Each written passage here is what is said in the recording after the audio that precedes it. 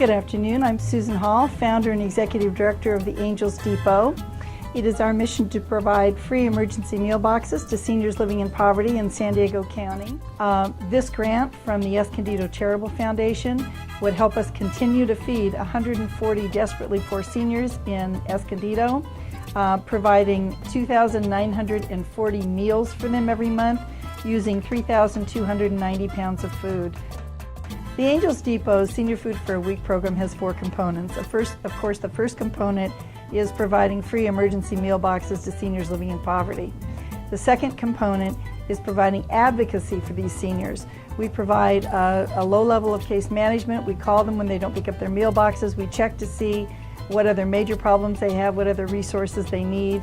We hook them up with those resources. We provide them with twice a year a senior food box questionnaire. We ask them how they're doing, what they like about the program, how we can help make the program better, what they like in the meal boxes, what they don't like, what problems they're having, how their families are doing, and so forth. And then, of course, we provide the Depot Dispatch, which is a senior newsletter in each meal box, and this gives them healthy living tips, good recipes, gives them humor. In addition to the meal boxes and the advocacy, is we educate the community through speaking engagements, through literature that we mail out, and through our special events. And then the last component is engaging the community to help solve the senior hunger crisis. The senior hunger crisis is a calamity in this county. In December, we celebrated our 1 millionth pound of food, and in March, we celebrated our 1 millionth meal, plus 10,000 meals. So this little grassroots agency that grew from nothing engaged the community and has made a huge difference in the lives of needy seniors.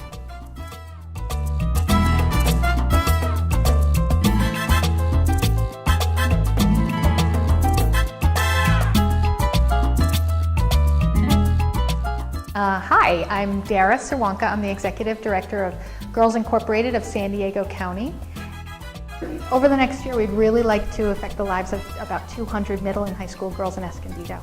Our goal is to inspire all girls to be strong, smart, and bold. And how we do that is we provide compensatory programming that covers a wide range of issues and challenges that teenage girls face today, every day of their lives, really. So we address things like pregnancy prevention and drug use prevention. We inspire them to push themselves to study STEM subjects so that they can, have great careers and really build a future that they want for themselves. And I'm new to Girls Inc., but I enjoyed it being in it. And I'm Maria, and I also go to San Pasquale, and I'm a senior. And I think it was a great experience being, part of this first Girls Inc. Our coordinator, Anna, she helped us we learned how to be assertive. That's the one thing. I didn't have that before. I didn't know how to be assertive, and now I do. How to talk to my parents, my dad, oh, I want to live in college. No, I don't want to stay home.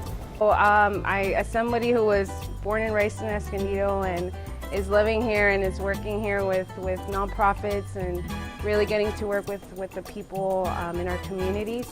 I feel very proud of that, and I feel very happy to be giving back to my community in one way and another.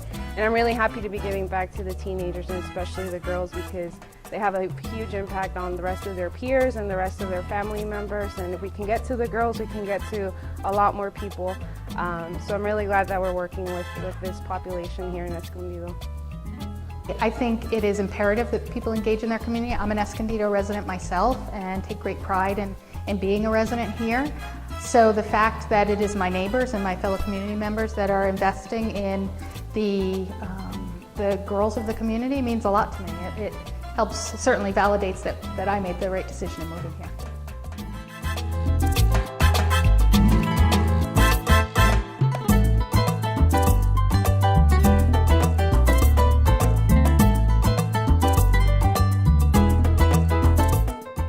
Good afternoon, my name is Miriam Padilla, and I'm one of the volunteers for the food distribution program that we have here in Escondido for the community.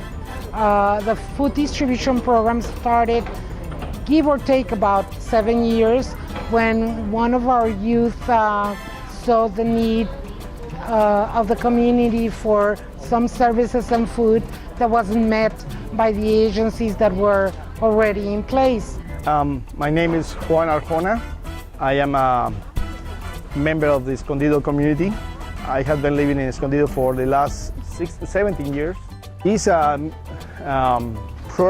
program has been growing. We started with maybe a few hundred pounds of food. Now we're talking about 20,000 pounds of food every Saturday. The program is growing, so it's taken to higher levels, and that is good. But with that, the needs start to grow too. And we are needing now to use the van for transportation of canopies, some equipment, tables, and many other things that we are using in this program. The van is going to help us to transport food to families that are not able to come to get the food here. We also have couples that they need to walk 1 or 2 miles to get here. And these older couples or moms with kids that are in this area walk a mile or 2. It will be very helpful to go and pick them up and bring them here, and so they could pick up the food that they need and then drive them back to their homes. Something that we learned in this program is that we can live together in a very diverse community. We have people from different backgrounds. Maybe the people that are more in need in our community, who are immigrants, who are older people or kids. But we can live together, and we can, I would say, help us each other.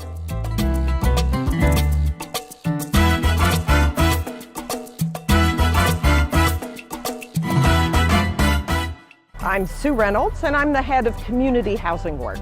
I'm here to bring you thanks for partnering with the volunteers who have already begun to make this garden possible and to make a long-term investment in a project that's going to give food and fellowship, health and leadership to people across Escondido for many years.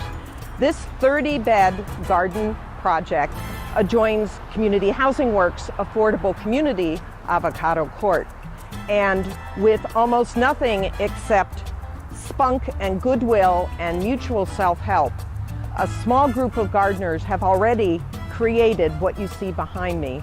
And with your support, we'll be able to get a real watering system, so they're not hand watering, garden beds, and the kind of shade structure that will let people actually spend time out here together, because the togetherness is really what this garden is building for the long term.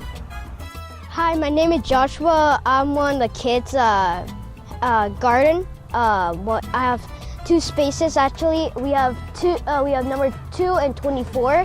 And number 24, we are playing carrots and many other things. And number 2, we have strawberries, tomatoes, basil, and I don't know what are the other things, but I really like the garden. It's really fun, and I have new friends a lot. Hi, my name is Greg, and I'm one of the members at the community garden here in Escondido. Another aspect of the garden, not only does it bring people together from various cultures to garden together, but it also is therapeutic in the way that I'm a veteran from the Afghan War, and I enjoy gardening here. It helps me relax. It brings my stress levels down and the issues that relate to me from being a veteran in a war. And it does support others as well. So this is a long-term commitment by Community Housing Works, by the residents at our Avocado Court, and by all the gardeners to build Escondido as a stronger place.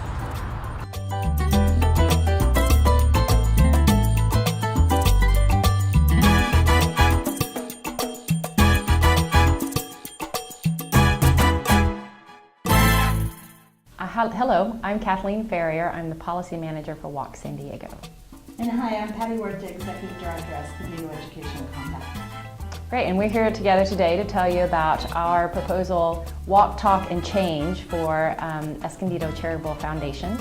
I'm speaking on behalf of Walk San Diego, of course, and we're so excited to be in Escondido. There's so many great things happening right now. And we actually came to Escondido because of a grant through the San Diego Foundation.